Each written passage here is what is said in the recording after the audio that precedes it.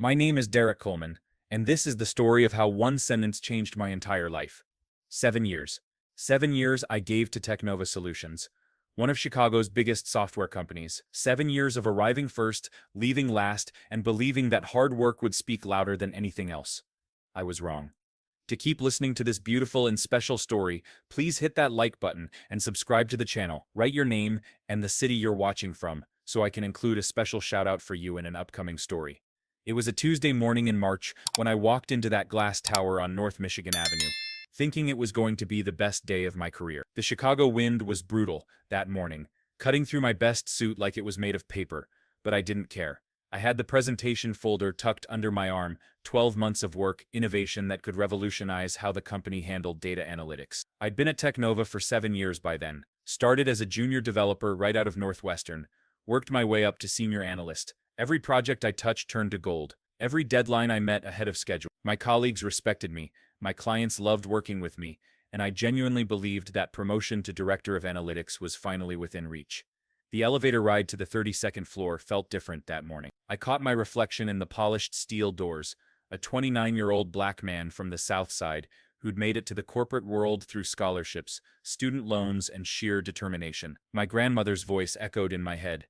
"Derek, baby, you show them what we're made of." Richard Hawthorne's corner office smelled like expensive coffee and leather. He was standing by the window when I walked in, looking out at Lake Michigan, with his hands clasped behind his back. 50-something, silver hair, perfectly styled, wearing a suit that probably cost more than my monthly rent.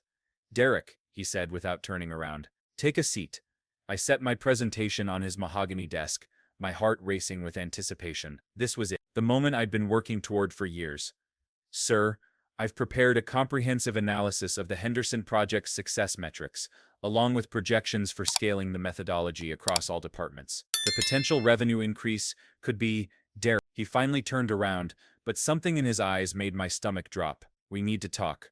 The next 20 minutes felt like hours. He praised my work, acknowledged my dedication, even mentioned how clients specifically requested me for their project. But then came the word that changed everything. "However, the director position requires someone who can represent our company values at the highest level, someone who fits our corporate culture, someone who can interface with our most important clients without complication." I felt my mouth go dry. "Sir, I'm not sure I understand. My client satisfaction ratings are consistently above 9. The Morrison account specifically." "Derek," his voice was measured, controlled. "You're a talented analyst, but leadership? That's different. We don't promote people like you to those positions." The words hit me like a physical blow. People like you. In that moment, I knew he wasn't talking about my experience, my education, or my track record. He was talking about the color of my skin, the neighborhood I grew up in, the fact that my last name wasn't Hawthorne or Pemberton, or any of the other names that decorated the company's leadership roster. I sat there in stunned silence, watching him shuffle papers on his desk as if he'd just discussed the weather. Outside, Chicago hummed with life, but inside that office, something in me died.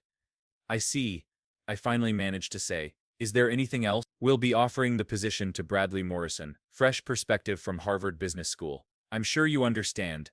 Bradley Morrison, 26 years old, 2 years at the company, son of our biggest client." His fresh perspective included delegating most of his actual work to me while taking credit in meetings. I stood up, left my presentation on his desk, and walked out without another word. The elevator ride down felt like falling through quicksand. 32 floors, and with each ding of the passing floors, reality sank deeper into my bones. 7 years. 7 years of breakfast meetings and late-night coding sessions. 7 years of believing that excellence would be enough. The lobby was bustling with the usual morning energy. Young professionals grabbing artisanal coffee from the building's cafe. Executives in $1,000 suits, discussing deals that would reshape industries. I walked through it all like a ghost, invisible despite everything I'd accomplished. Outside, the March wind cut through downtown Chicago with its usual ruthlessness, but I barely felt it. I stood on the sidewalk, watching people hurry past, and tried to process what had just happened. My phone buzzed with a text from my girlfriend Sarah. "How did it go? Celebration dinner tonight." I couldn't bring myself to respond. Instead, I walked south on Michigan Avenue, past the Art Institute, past Grant Park, just walking with no destination in mind. My feet carried me toward the south side, toward the neighborhood where I grew up, where my grandmother still lived in the same two-bedroom house she'd bought in night. By the time I reached her front door, my shoes were soaked through from puddles I hadn't bothered to avoid. Grandma Pearl took one look at my face and pulled me inside without a word. Her kitchen still smelled like cornbread and coffee, the same as it had when I was 8 years old, and she'd help me with homework at her tiny dining table. "Baby, what happened?" she asked, pouring me coffee in the same blue mug I'd used since childhood. I told her everything, every word, every pause, every look in Hawthorne's eyes when he delivered that final blow. She listened without interrupting, her weathered hands folded in her lap, her eyes never leaving my face. When I finished, she was quiet for a long moment. Then she stood up, walked to the window that looked out onto Cottage Grove Avenue, and spoke in the voice that had guided me through every major decision of my life. "Derek Coleman, let me tell you something. That man didn't reject you because you weren't good enough. He rejected you because you were too good, and he knew it. But here's what you're gonna do now. You're gonna prove him wrong in a way he never saw coming." I didn't understand what she meant then. I was too hurt, too angry, too lost in the injustice of it all. But her words planted a seed that would grow into something I never could have imagined. That night, I called in sick to work, and the next day, and the day after that. For the first time in 7 years, I couldn't bring myself to walk into that building. 3 weeks, that's how long I managed to pretend everything was normal. I went back to work, sat in my cubicle, attended meetings, and acted like my world hadn't been shattered. But inside, I was drowned. Every morning, I'd see Bradley Morrison walking around with a confidence that felt like a slap in the face. He'd nod at me in the hallways with a smile that said he knew exactly what had happened and thought it was perfectly justified. During team meetings, he'd present ideas that were clearly mine, watered down and poorly executed, while Hawthorne nodded approvingly. The worst part wasn't the injustice, it was the way my colleagues acted, like nothing had changed. People who'd collaborated with me for years suddenly seemed distant. Projects I'd been leading were quietly reassigned. My opinions in meetings carried less weight, as if that conversation with Hawthorne had somehow made me less qualified over. Sarah tried to be supportive, but she couldn't understand the depth of what I was feeling. "Maybe it's for the best," she'd say. "Maybe this is pushing you towards something better." She meant well, but she was a white woman from Evanston, who'd never had to question whether her skin color was holding her back. The breaking point came on a Friday afternoon in April. I was working late, trying to salvage a project that Bradley had nearly destroyed with his incompetence, when I overheard him talking to another colleague near the coffee machine. "Honestly, I don't know why they kept Derek around as long as they did," he was saying, his voice carrying that entitled tone that made my jaw clench. "I mean, he's decent enough at the technical stuff, but leadership? Please, some people just aren't built for it." "But his numbers are incredible," the other guy said. "Numbers aren't everything, Marcus, it's about fit, culture, you know what I mean." I knew exactly what he meant. The same thing Hawthorne had meant. The same thing I'd been hearing my entire life in different words, different contexts, but always the same message: you don't belong here. That night, I sat in my apartment in Lincoln Park, staring out at the city lights, and made a decision that would change everything. I opened my laptop and started typing my resignation letter. But as I wrote, something else started forming in my mind. A crazy, impossible idea that grew stronger with every word I deleted and rewrote. What if I didn't just quit? What if I did something that would prove, once and for all, that people like me weren't just capable of leadership? We could redefine what leadership meant. I saved the resignation letter, but didn't send. Instead, I opened a new document and started researching something entirely different: how to start a tech company. The morning I submitted my resignation, Chicago was experiencing one of those perfect May days, when the lake breeze carries just enough warmth to remind you that winter is finally over. I walked into Tech Nova one last time, printed my resignation letter, and placed it on Hawthorne's desk while he was in a meeting. I didn't wait for his response. I didn't want to give him the satisfaction of trying to convince me to stay. We both knew he wouldn't. My colleagues were shocked. 7 years at the company, and I was walking away without another job lined up. Marcus, from accounting, pulled me aside before I left. "Man, what are you thinking? The market's tough out there." "I'm thinking it's time to bet on myself," I told him. That afternoon, I was officially unemployed for the first time since college. But instead of panic, I felt something I hadn't experienced in months: freedom. The idea that had been brewing since that night in my apartment, was simple in concept, revolutionary in execution. Technova, like most established tech companies, was slow to adapt to new technologies.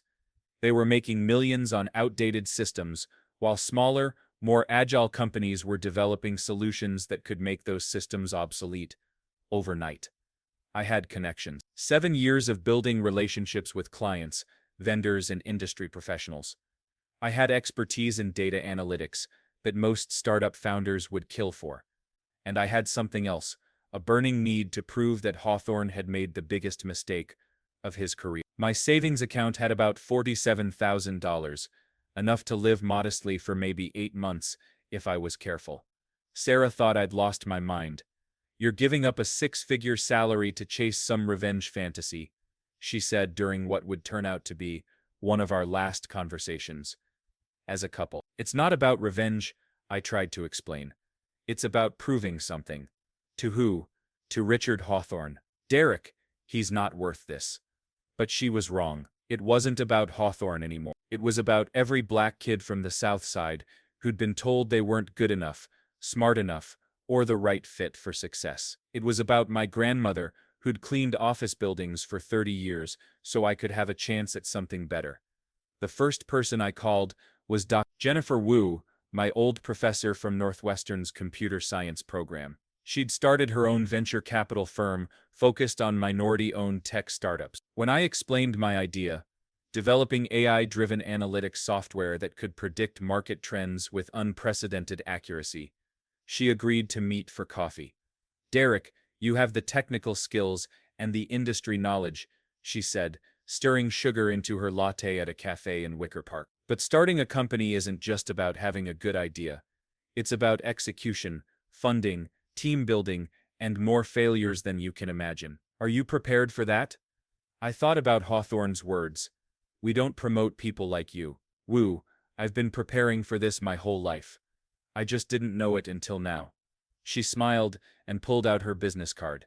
"Send me a proper business plan. If it's as good as what you've described, I might know some people who'd be interested in taking a meeting." The summer of 2019 was a blur of 18-hour days, ramen noodles, and more coffee than any human should consume. I converted my apartment into a makeshift office, with whiteboards covering every wall and my grandmother's dining table serving as my primary workspace. The business plan took me 6 weeks to perfect.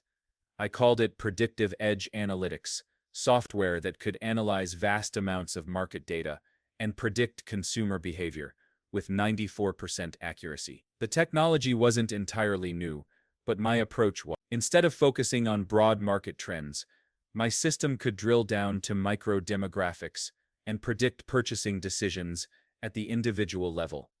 Dr. Wu introduced me to 3 potential investors, all of whom were intrigued but cautious. "It's ambitious," one of them said, "but you're a one-man show trying to compete with companies that have hundreds of employees and unlimited budgets." He was right, of course. But that's where my years at Technova became invaluable. I knew the industry's weaknesses better than anyone. I knew which clients were frustrated with their current analytics providers, which contracts were coming up for renewal, and exactly what features were missing from existing platforms. My first hire was Maria Santos, a brilliant programmer I'd worked with briefly at Technova before she left to freelance. She was skeptical at first. "Derek, you know I respect your work, but starting a company to compete with your former employer, that sounds personal." "Everything worth doing is personal," I told her. "The question is, do you want to help build something that could change how businesses understand their customers? Or do you want to keep building other people's dreams?" She joined the team the following week. By September, we had a working prototype and 3 more team members, all people who'd felt undervalued or overlooked by the traditional tech industry. There was Kevin, a data scientist who'd been passed over for promotion at IBM because he didn't have an Ivy League degree. Ashley, a UX designer who'd been told she was too aggressive in meetings when she advocated for her ideas. And Marcus, the same guy from Technova's accounting department who'd questioned my decision to quit. We called ourselves Catalyst Analytics, and our mission was simple: prove that innovation comes from everywhere, not just corner offices and country clubs. The breakthrough came in October. I'd been working on an algorithm that could predict seasonal shopping patterns, when I realized it could be adapted for something much bigger, predicting which companies were likely to become acquisition targets based on their data patterns, employee turnover, and market position. I ran the algorithm on hundreds of companies, including Teknova. The results sent chills down my spine. According to my analysis, Teknova was in serious trouble. Their client satisfaction scores were dropping, their employee retention was at an all-time low, and their technology was becoming obsolete faster than they could adapt. The algorithm predicted that Teknova would be vulnerable to acquisition within 18 months. That's when the real plan began to take shape.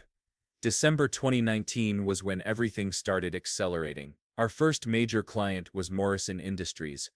Yes, the same Morrison whose son Bradley had taken my promotion. It was poetic justice that I hadn't planned but couldn't ignore. James Morrison Sr. had heard about our work through Dr. Wu's network. He needed help analyzing consumer data for a major product launch, and his usual analytics provider, Teknova, had been disappointing him with outdated methodologies and slow turnaround time. The irony wasn't lost on me as I walked into Morrison Industries headquarters, knowing that Bradley probably had no idea his father was considering switching providers. The meeting was in their boardroom on the 28th floor, with floor-to-ceiling windows overlooking the Chicago River. Mr. Coleman, Morrison Sr. said, shaking my hand with the firm grip of a man who'd built his empire from a single hardware store. Jennifer Wu speaks very highly of your work. Show me what you've got. I presented our Predictive Edge analytics platform, demonstrating how it could identify consumer behavior patterns that traditional analytics missed entirely. For Morrison Industries' upcoming product launch, I showed him how our system could predict not just who would buy the product, but when, where, and what additional products they'd likely purchase afterward. This is remarkable, he said, studying the projections on his tablet. How accurate are these predictions? In beta testing, we've achieved 94.3% accuracy for short-term consumer behavior and 87.8% for long-term market trends. He was quiet for a moment, then looked directly at me. You used to work at Teknova, didn't you? My stomach tightened. Yes, for 7 years, and now you're competing with them directly. Yes, sir. He smiled. Good. Competition breeds excellence. When can you start? The Morrison Industries contract was worth $2.3 million over 18 months. Enough to fund our growth and prove that Catalyst Analytics was more than just a startup with big dreams. But more importantly, it was validation that our approach worked. Within weeks of delivering our first analysis for Morrison, word spread through Chicago's business community. The predictions we'd made about holiday shopping patterns proved. A retail chain that implemented our recommendations saw a 31% increase in sales during their post-Christmas clearance. By February 2020, we had 12 employees and a waiting list of potential clients. The local tech media started paying attention. Chicago Business Journal ran a feature story titled, "South Side Startup Disrupts Analytics Industry." The article mentioned my background at Teknova and quoted industry experts who predicted that traditional analytics companies would need to innovate quickly or risk becoming obsolete. I wondered if Hawthorne read that article. I wondered if he was starting to realize that the person he'd dismissed as not leadership material was building something that could threaten his company's market share. But I tried not to think about him too much. I was focused on building something bigger than revenge, something that would create opportunities for people who looked like me, who came from neighborhoods like mine, who'd been told they weren't the right fit for success. The pandemic hit in March 2020, and while it devastated many businesses, it actually accelerated our growth. Companies suddenly needed better data to navigate unprecedented market conditions.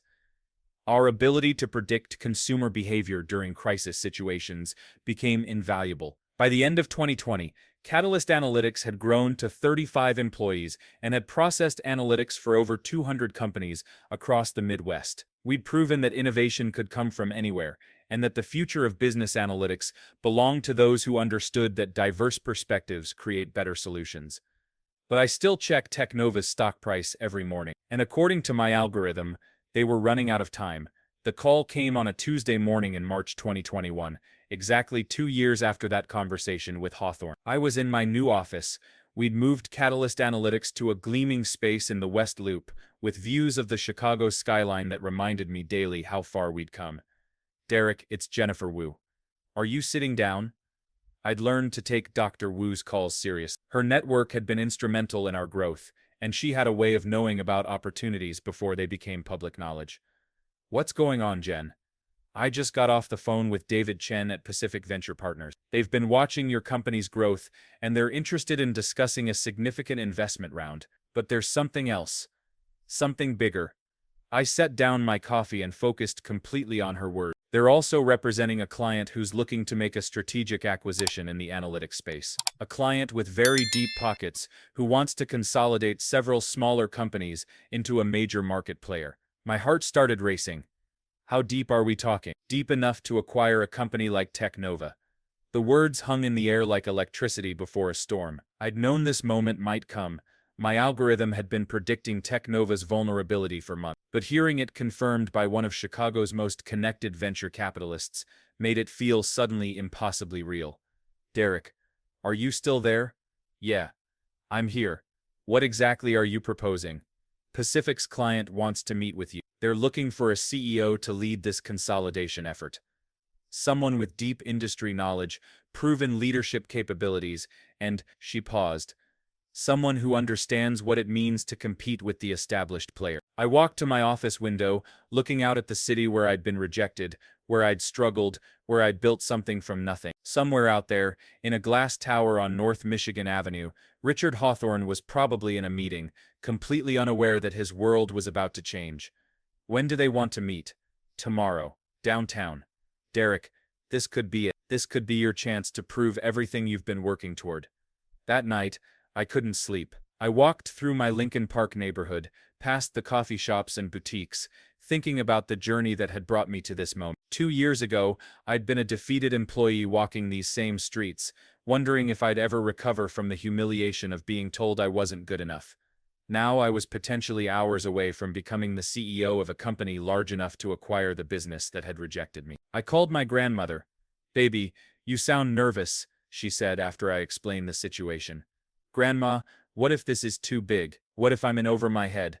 She was quiet for a moment, and I could picture her in her kitchen, looking out at Cottage Grove Avenue where she'd watched me grow up. "Derek Coleman, let me tell you something. Every person who ever changed the world felt like they were in over their head at some point. The difference between the ones who succeeded and the ones who didn't wasn't talent or luck. It was whether they had the courage to jump when the moment came. This feels like more than jumping. This feels like flying. Then it's time to spread your wings, baby. Your grandfather would be so proud." The next morning, I put on my best suit, not the one I'd worn to beg for a promotion, but a new one that fit the man I'd become. I looked in the mirror and saw something different than the person who'd walked out of Hawthorne's office 2 years earlier. I saw a CEO. The Pacific Venture Partners office occupied the top 3 floors of a skyscraper that made Teknova's building look modest. As the elevator climbed toward the 47th floor, I tried to calm my nerves by reviewing everything I knew about the company I'd built. Catalyst Analytics now employed 43 people. We held patents on 3 proprietary algorithms that were revolutionizing how businesses understood consumer behavior. Most importantly, we'd proven that innovation thrived when diverse perspectives were valued and developed. David Chen met me in the lobby, a sharp, energetic man in his 40s who spoke with the rapid-fire precision of someone who analyzed billion-dollar deals for breakfast. "Derek, excellent to finally meet you. Jennifer has told us remarkable things about your work." He led me through corridors lined with modern art and into a conference room where 2 other people were waiting. Sarah Kim, Pacific's managing partner, and someone I didn't recognize, a tall, elegant woman in her 50s with silver hair and eyes that seemed to take in everything at once. "Derek Coleman," David said, "I'd like you to meet Victoria Blackwood, CEO of Blackwood Capital Management." The name hit me like lightning. Blackwood Capital was legendary, a private equity firm that had orchestrated some of the biggest acquisitions in tech history. Victoria Blackwood herself was featured on Forbes covers and spoke at Davos. She was the client Jennifer had mentioned. "Mr. Coleman," she said, extending her hand with a grip that was firm and confident. "I've been following your company's growth with great interest." For the next 2 hours, we discussed the analytics industry, market consolidation opportunities, and the future of data-driven business decisions. Victoria's knowledge was encyclopedic, But what impressed me most was how she listened. Unlike many executives I'd met, she asked follow-up questions that showed she understood not just the business implications of what we were discussing, but the human elements as well. The analytics industry is at an inflection point, she said, pulling up a presentation on the room's massive screen. Traditional companies are struggling to adapt to new technologies. Smaller firms like yours have innovation but lack scale. We see an opportunity to create something unprecedented. The presentation showed a detailed analysis of the entire Chicago tech market. Teknova was featured prominently, their declining client satisfaction, their aging technology stack, their vulnerability to disruption. We're proposing a roll-up strategy, Sarah Kim explained. Acquire 3 to 4 of the most innovative smaller firms, integrate their technologies, and create a new market leader. The combined entity would have the innovation of startups with the resources and scale to dominate the sector. And you want me to lead this combined company? I asked. Victoria nodded. You understand the technical aspects, you've proven you can build and scale a business, and you have something else that's invaluable. You know exactly what's wrong with the current market leader. You mean Teknova? Among others, your former employer is the perfect example of a company that succeeded despite itself. Good revenue, established client base, but fundamentally unable to innovate because their leadership is stuck in the past. I thought about Hawthorne, about Bradley Morrison, about all the conversations where innovation was dismissed because it came from the wrong people. What kind of timeline are we talking about? Aggressive, David said. We'd want to complete the first acquisition within 6 months. Full integration within 18 months. Teknova would likely be the anchor acquisition. Their client base would provide immediate scale while their technology gets completely overhauled. And my company would be the crown jewel. Your technology becomes the foundation for everything else. Your team leads the integration. You become CEO of the combined entity. Victoria leaned forward. Derek, I've built my career on identifying leaders who can see opportunities that others miss. 2 years ago, you were working for a company that didn't value your contribution. Now you're in a position to acquire that company and reshape an entire industry. That's not luck, that's vision combined with execution. As we wrapped up the meeting, Victoria handed me a leather portfolio. Everything you need to review is in here. Take your time, discuss it with your team and advisors. But Derek? She paused at the elevator. Don't take too long, opportunities like this don't wait for anyone. The elevator ride down felt like descending from a dream into reality. In my hands was a proposal that could make me the CEO of a company worth over $500 million, a company that would own Teknova. I thought about calling Jennifer Wu, or Maria, or my grandmother. But first I wanted to process what had just happened in the same way I'd processed my lowest moment 2 years earlier, by putting one foot in front of the other through the streets of Chicago. As I walked south on LaSalle Street, I realized something profound. This wasn't about revenge anymore. It had evolved into something much more important. It was about proving that excellence could come from anywhere, that leadership could look different than what people expected, and that sometimes the person you underestimate becomes the person who changes everything. For 3 weeks, I lived in 2 worlds simultaneously. During the day, I ran Catalyst Analytics, maintaining the growth and innovation that had brought us to this moment. At night, I pored over Blackwood Capital's proposal, analyzing every detail of what would become the largest decision of my professional life. The numbers were staggering. The combined entity would be valued at $23 million at launch, with projected revenues of $150 million in the first year. My stake would make me worth more money than I'd ever imagined possible. But beyond the financial implications, this was a chance to reshape an entire industry. I assembled my core team to discuss the opportunity. Maria, Kevin, Ashley, and Marcus, the people who'd believed in the vision when it was just an idea, scribbled on whiteboards in my apartment. We met in our conference room on a Friday evening, with pizza and the kind of honest conversation that had defined our company culture from the beginning. I need to know what you think, I told them. This affects all of us. Maria spoke first. Derek, this is incredible validation of everything we've built, but I have to ask, what happens to our culture? What happens to the mission that brought us together? It was the question I'd been wrestling with for weeks. Catalyst Analytics wasn't just a business. It was proof that innovation flourished when people from different backgrounds were given real opportunities to lead. The proposal includes guarantees about maintaining our team and our approach to product development, I said. but you're right to be concerned. Growth changes things. Kevin leaned back in his chair. What about Teknova specifically? I mean, we all know this is partly about them. I'd been dreading this question, partly because I wasn't sure of the answer myself. Teknova would be the anchor acquisition. Their technology would be integrated with ours. Their client base would become our foundation. And their leadership? Ashley asked quietly. I paused. That would be structured. The room was quiet for a moment. Everyone understood what that meant.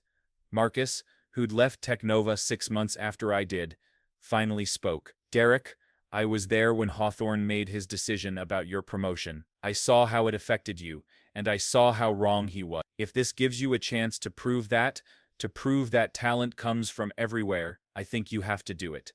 Over the weekend, I drove down to visit my grandmother. She was in her garden behind the house, tending to the tomatoes and collard greens she'd been growing since before I was born. At 78, she moved with the deliberate care of someone who understood that every action had consequences. Grandma, I need to make a decision, and I'm scared I'm making it for the wrong reasons. She straightened up, wiping her hands on the gardening apron I'd given her for Christmas. What reasons are those, baby? Maybe I'm doing this just to prove Richard Hawthorne wrong. Maybe this is all about revenge, and I'm convincing myself it's about something bigger. She sat down on the back steps, patting the space beside her. Derek, let me tell you about your grandfather. When he came back from Vietnam, nobody wanted to hire a black veteran. He could have spent his life angry about that, or he could have used what the army taught him to build something better. He chose to build. She pointed toward the garden. These tomatoes don't grow because I'm angry at the weeds. They grow because I create the right conditions for them to thrive. The question isn't whether you're motivated by what that man did to you. The question is whether you're using that motivation to create something that helps other people grow. That night, I made my decision. Monday morning, I called Victoria Blackwood. I'm in, I told her. Let's change this industry.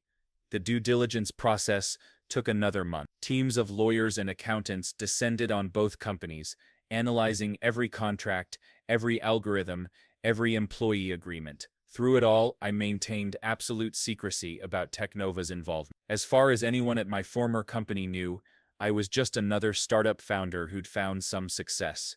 The final negotiations took place in late October. I sat across from Victoria Blackwood in a conference room overlooking Lake Michigan, signing documents that would make me the CEO of what we'd decided to call Catalyst Dynamics, a company that would revolutionize how businesses understood and predicted consumer behavior. Derek, Victoria said as we shook hands on the final agreement, in 6 months, you'll walk into Teknova not as a former employee seeking validation, but as the CEO of the company that's acquiring them. How does that feel? I looked out at the lake, where the October sun was setting behind clouds that painted the sky in shades of gold and purple. In the distance, I could see the lights beginning to flicker on in buildings across the south side, including the neighborhood where my grandmother still lived in the house where she'd raised me to believe that anything was possible.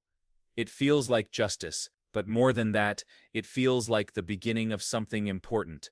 March 15th, exactly 3 years after Richard Hawthorne told me, "We don't promote people like you," I walked back into the Teknova building. But this time I wasn't carrying a presentation hoping for a promotion. I was carrying acquisition papers that would make me his boss.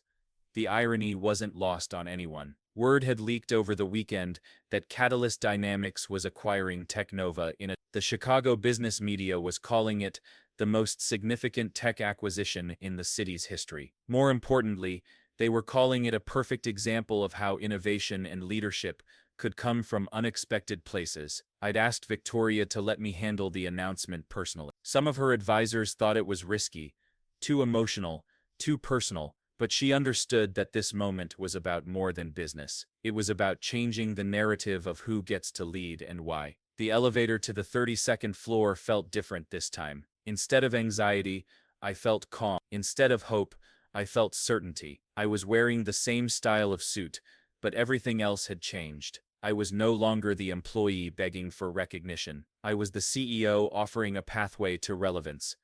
Hawthorne's assistant looked confused when I asked to see him. "Mr. Coleman, do you have an appointment? Tell him Derek Coleman is here about the acquisition." The wait was only 5 minutes, but it felt like a lifetime. Through the glass walls, I could see the office where my dreams had been crushed 3 years. Now I was returning to offer the lifeline that could save the company from irrelevance. Derek Hawthorne appeared at his office door, his face a careful mask of professional composure. But I could see the recognition in his eyes, the understanding of how completely the dynamic had shifted. "Richard," I said, walking past him into the office that no longer intimidated me. He closed the door and returned to his position behind the mahogany desk. But the power dynamics had fundamentally reversed. I remained standing, looking out at the same view of Lake Michigan that had witnessed my humiliation 3 years earlier. "I suppose congratulations are in order," he said carefully. I turned to face him, seeing him clearly for the first time. He looked older, smaller somehow. The confidence that had once seemed unshakable now appeared fragile. "3 years ago, you told me that you don't promote people like me," I said. "I've thought about that conversation every day since then." His face flushed slightly. "Derek, if there were any misunderstandings there was no misunderstanding, Richard. You made yourself perfectly clear. You didn't think someone with my background could represent this company's values or interface with important clients." I pulled out the acquisition documents and placed them on his desk. The same desk where I'd once placed a presentation that represented months of work and years of hope. "These documents represent a $127 million investment in Teknova's future. The acquiring company is Catalyst Dynamics, which I founded after leaving here. Our client base includes Morrison Industries, Apex Retail Solutions, and 47 other companies that chose innovation over tradition." Hawthorne stared at the papers without touching them. "The acquisition includes complete technology integration, client base expansion, and operational restructuring. Most employees will be retained and retrained on our new systems. However, there will be some leadership change." I sat down across from him in the same chair where I'd received the news that changed my life. "Richard, I want you to understand something. This isn't about revenge. This is about proving that talent and leadership don't come from country clubs and Ivy League networks. They come from people who are hungry enough to outwork everyone else and innovative enough to see solutions that others miss." He finally looked up from the documents. "What happens to me? You'll receive a generous severance package and excellent references. Your years of building this company's client base are valuable, and that should be recognized." And after that, I stood up, straightening my jacket, the same gesture I'd made 3 years earlier, but with completely different meaning. "After that, you'll have time to think about whether the person you rejected as not leadership material might have been exactly the kind of leader this industry needed." As I walked toward the door, I paused and turned back. "Richard, I hope you understand that this was never about proving you wrong. This was about proving that excellence can come from anywhere, and that when you underestimate people based on where they come from or what they look like, you don't just hurt them, you hurt yourself by missing out on what they might accomplish." I left the acquisition papers on his desk and walked out of Teknova for the last time.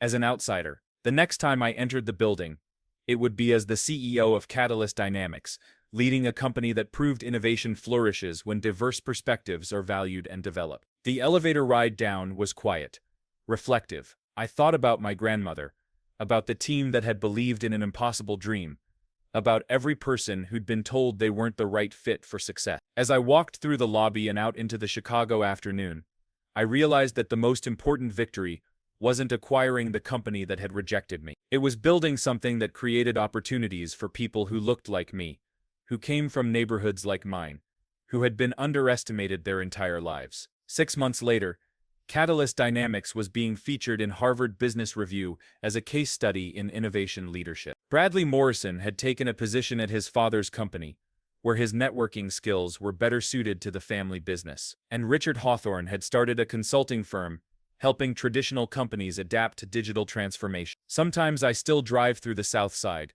past the house where my grandmother raised me to believe that anything was possible. The tomatoes in her garden are still growing, nurtured by the same hands that taught me that excellence isn't about where you come from. It's about what you choose to build with the opportunities you create for yourself.